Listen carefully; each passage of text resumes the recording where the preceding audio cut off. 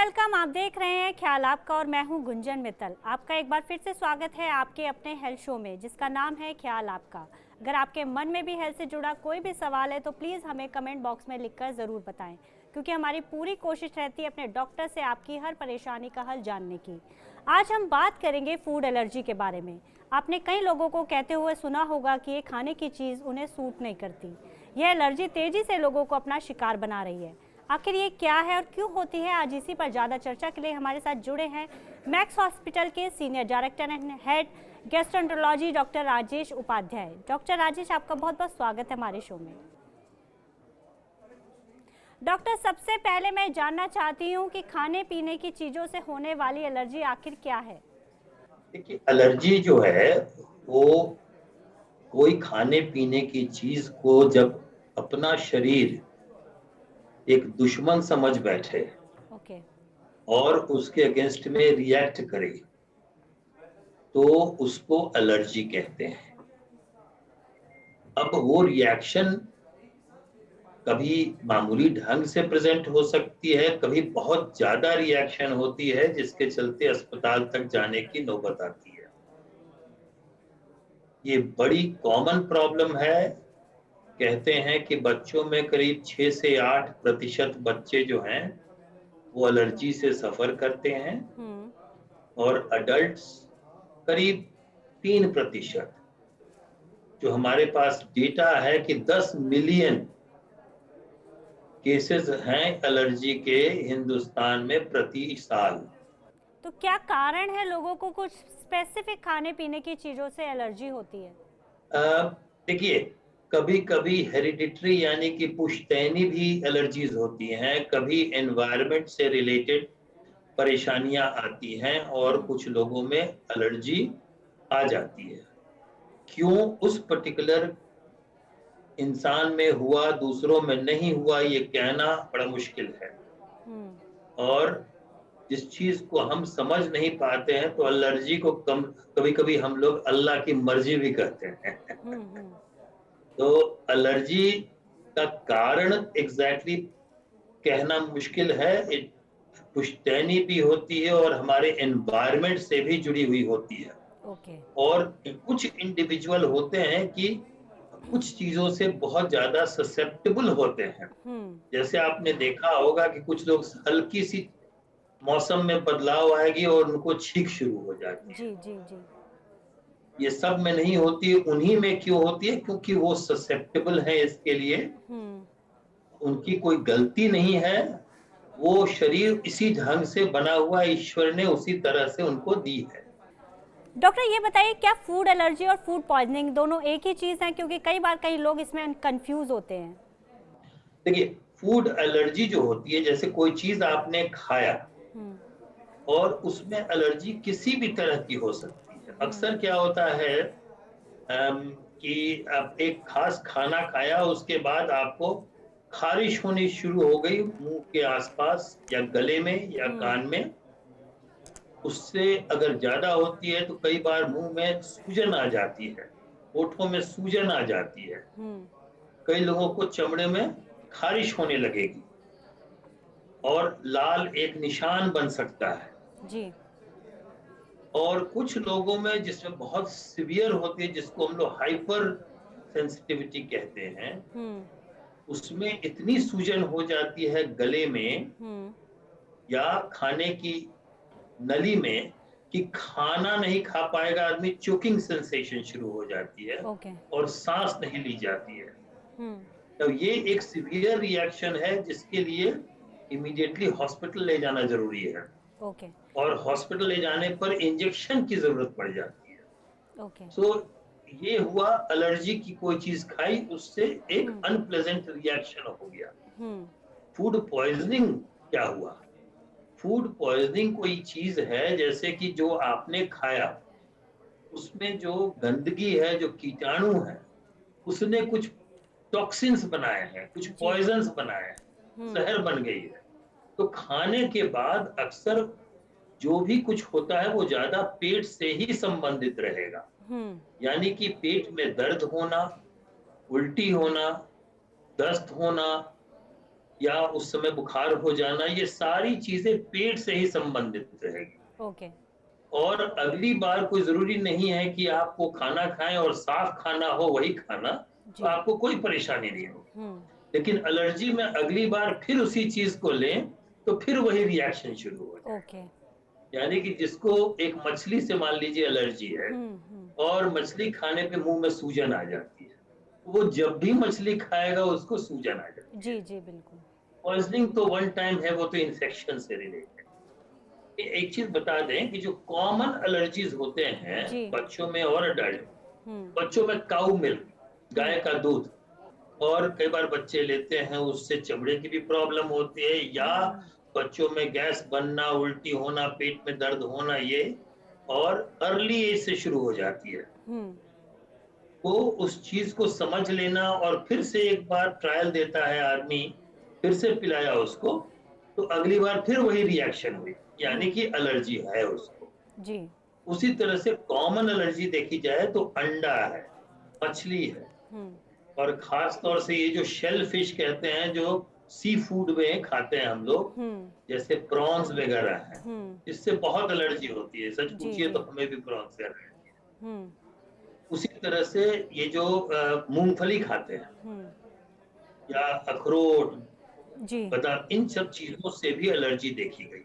जी। जी और कुछ लोगों को गेहूं या सोया से भी एलर्जी होती है। जी। तो ये सब कॉमन कुछ चीजें हैं जिससे एलर्जी होती है, लेकिन एलर्जी किसी भी चीज से हो सकती है जी। जी और किसी को भी हो सकती जी।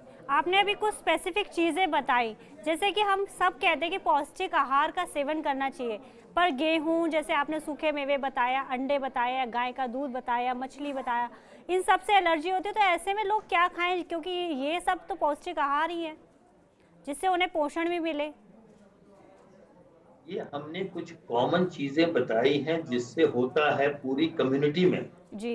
लेकिन इंडिविजुअल में देखें, अगर एक इंसान में देखें तो इन चीजों में से शायद उनको एक चीज से होगी, ओके। इसलिए उसका इलाज बहुत आसान है कि उस चीज को वो अवॉइड कर देते हैं। जी जी। अब जिसको बच्चे को मिल्क से एलर्जी है, काऊ मिल्क यानी गाय की दूध से, तो उसको गाय का दूध नहीं देना चाहिए। जी। बाकी सारी चीजें जो हमने कही वो सारा कुछ ले ले पाएगा। ओके। तो इसलिए ये नहीं है कि जिसको एलर्जी हो उनको इन सारी चीजों से होगी, बल्कि किसी एक चीज से भी हो सकती है। और जिस चीज से भी होती है उसको होशियारी यही है कि उससे अवॉइड किया जाए, जी। न कि हम उसको खाएं और साथ में दवा भी लें। जी। डॉक्टर, फूड एलर्जी के लक्षण क्या है? क्योंकि कई बार किसी कीड़े के काटने से भी हमारी बॉडी पर रैशेस पड़ जाते हैं या फिर सूजन हो जाती है, तो हमें कैसे पता लगे कि ये फूड एलर्जी है या फिर एक नॉर्मल कीड़े के काटने से हुई है? नहीं, फूड एलर्जी में हमेशा ये हिस्ट्री रहेगी कि एक कोई खास चीज खाने के बाद वही रिएक्शन होता है बार बार, ओके। चाहे वो खारिश होती हो मुंह में, या सूजन होती हो, या चमड़े में खारिश शुरू हो जाती हो, या चोकिंग सेंसेशन, सांस लेने में दिक्कत। तो ये चीज जब भी वो खाएगा वो चीज, वो इंसान, उसको वही रिएक्शन होगी। ये हो गया क्लियर फूड एलर्जी। लेकिन उसी चीज को खाने से अगली बार अगर वो रिएक्शन नहीं हो रही है, इसका मतलब वो ट्रू फूड एलर्जी नहीं था। ओके।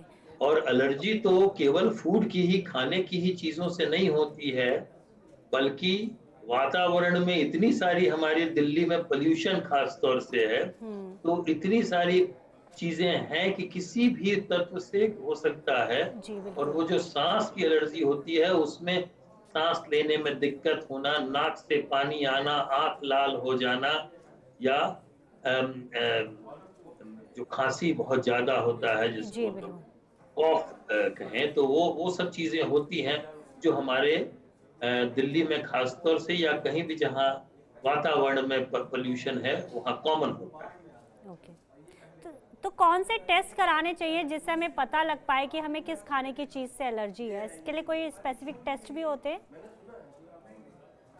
देखिए, सबसे इम्पोर्टेंट टेस्ट होता है कि उस चीज को अगर आपने फिर लिया और वही रिएक्शन आपके बॉडी में हुआ, तो कोई टेस्ट की जरूरत नहीं है। ओके। लेकिन अगर आप श्योर नहीं हैं, तो कभी कभी हम लोग, एक स्किन प्रिक टेस्ट भी होता है, या चमड़े में समझिए कि उस तरह का खाने को रख दिया जाता है और छोटी सी सुई से हल्की सी वहां चमड़े के नीचे सुराख की जाती है, जिससे वो खाने का थोड़ा सा अंश अंदर जाए, और अगर उससे एलर्जी हो तो वहां पर चारों तरफ लाली या सूजन हो जाएगी। ओके।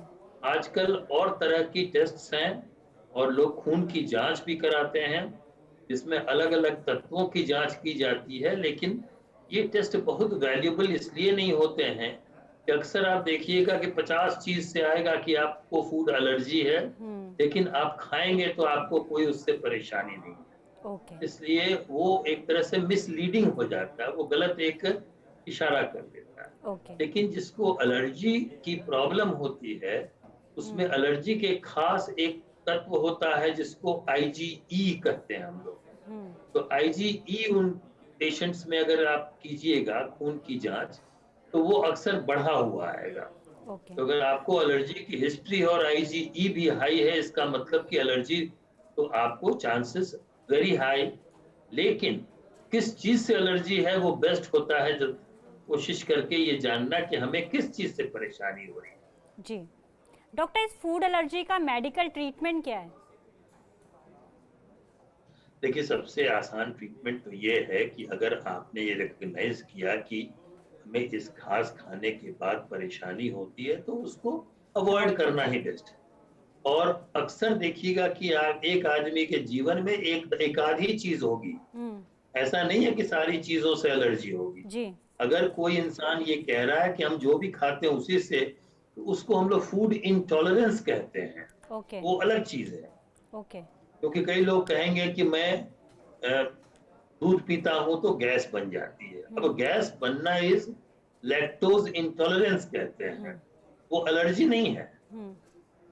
तो एलर्जी जिसको होती है उसमें सबसे इम्पोर्टेंट है कि आप पहचान लो कि कौन किस चीजों से आपको एलर्जी हो रही है। जी। किस किस तरह के रिएक्शन जो हमने बताए हैं, उस तरह के अगर रिएक्शन हो रही है तो उन चीजों को अवॉइड कर। जी। दूसरी चीज है कि अगर मालूम है कि एलर्जी है और कई चीजों से है, तो एक खास दवा आती है जिसको हम लोग एंटी हिस्टामिनिक कहते हैं। ओके। तो क्योंकि फाइनल एलर्जी के रिएक्शन जो होती है उसमें एक हिस्टामिन नाम के सब्सटेंस रिलीज होती है बॉडी में, और ये जो सारी चीजें हमने बताया है, खारिश होना और लाल हो जाना कहीं जी। पर, ये सब उस हिस्टामिन के चलते होती है। जी। उस हिस्टामिन के अगेंस्ट में एंटी हिस्टामिनिक दवा है। और कॉमनली दवाएं जैसे लिवोसेट्रिजीन, सेट्रिजीन, कई लोग जानते हैं इन दवाओं को, अलेग्रा है, जो फिनोफेक्साडीन, कई तरह की दवाएं हैं जो अवेलेबल हैं आसानी से बाजार में। जी। तो उसका इस्तेमाल करते हैं हम लोग। ओके। लेकिन मैं अगर एलर्जी है तो मेरा संदेश बड़ा साफ होगा, उस चीज को अवॉइड कीजिए, न कि उसको भी लीजिए और साथ में गोली भी लेते रहे। जी। ये तो लॉजिकल नहीं होगा। जी बिल्कुल। इसलिए ऑलवेज अवॉइड, हमेशा जिस चीज से एलर्जी हो उसको अवॉइड कर लें। जिंदगी में एक आध चीज को अवॉइड करने में बहुत परेशानी नहीं होती। जी बिल्कुल। डॉक्टर, कुछ लोगों को कुछ स्पेसिफिक मेडिसिन से भी एलर्जी होती है, जो डॉक्टर हमेशा इलाज करते हुए पूछते भी है कि आपको किस मेडिसिन से एलर्जी है, ताकि उसका ऑल्टरनेटिव दिया जा सके। ऐसा भी होता है ना? बहुत, ये बहुत कॉमन है। जी। दवाओं से एलर्जी बहुत कॉमन है, और हम लोग हमेशा मरीजों से पूछ लेते हैं कि कोई खास दवा से उनको कभी भी पहले कोई एलर्जिक रिएक्शन रहा है कि नहीं। जी।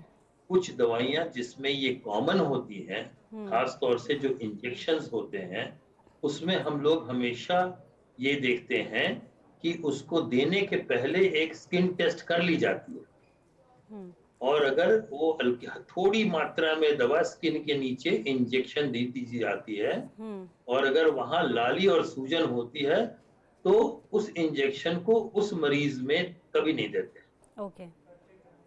इसलिए ये सावधानी हम लोग एज ए डॉक्टर हम लोग को करना पड़ता है। जी बिल्कुल। मरीजों के लिए, इंडिविजुअल्स के लिए ये इम्पोर्टेंट है कि अगर किसी भी दवा से आपको परेशानी हुई है, तो उसका नाम याद रखें ताकि आप कहीं भी जाएं डॉक्टर के पास तो ये इंफॉर्मेशन उनको भी दे दें ओके। कि इन दवाओं से हमें परेशानी पहले हुई है, ताकि ताकि दोबारा गलती परेशानी से ना भी हो। उस दवा को बिल्कुल। जी। डॉक्टर, मेरा लास्ट सवाल आपसे ये है कि क्या फूड एलर्जी लास्ट लॉन्ग होती है, लाइफ लॉन्ग होती है? अगर किसी को एक बार हो गई तो वो हमेशा रहती है, या कभी ऐसा भी होता है कि टाइम स्पेसिफिक होती है, जिस थोड़े टाइम हम रुक सकते हैं, उसके बाद हम वो चीज़ खा सकते हैं, फिर ऐसा भी कुछ होता है? अक्सर देखा गया है कि जो बच्चों में एलर्जी होती है, जो छोटे उम्र में शुरू हो जाती है, अक्सर कुछ समय के बाद वो एलर्जी ठीक हो जाती है। जी। तो जैसे हमने मेंशन किया कि बच्चों में कोई खास चीज वो बच्चा नहीं ले पाता था, वही 12, 15, 16 साल होने के बाद वो ले पाता है। इसलिए एलर्जी टेक्निकली वो जिंदगी भर की चीज नहीं होती है, जी। लेकिन अक्सर अडल्ट्स में ये देखा गया है कि कोई खास चीज से जब एलर्जी रहती है तो वो करीब करीब चांस है कि पूरी जिंदगी में वो एलर्जी आपके साथ रहेगी और उससे आपको अवॉइड करना जरूरी हो जाता है। डॉक्टर उपाध्याय, आपका बहुत बहुत शुक्रिया हमारे साथ जुड़ने के लिए और हमारे तमाम सवालों के जवाब देने के लिए। Thank you so much doctor. Thank you very much.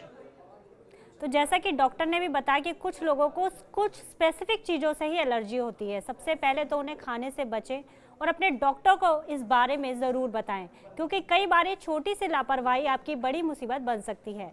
आज के लिए बस इतना ही। अब हमें दीजिए इजाज़त। हम कल फिर हाजिर होंगे एक नए विषय के साथ, एक नए गेस्ट के साथ। तब तक आप स्वस्थ रहिए और अपना और अपनों का ध्यान रखिए। चलते चलते हम आपको बताना चाहते हैं TV9 डिजिटल के न्यू इनिशिएटिव TV9 वैन के बारे में। आखिर क्या है इनिशिएटिव, आइए देखते हैं इस वीडियो में।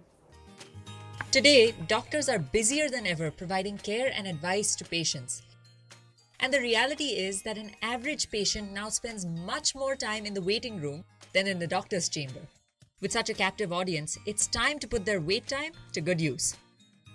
Introducing TV9 Waiting Area Network that provides premium patient engagement experience through engaging and informative videos.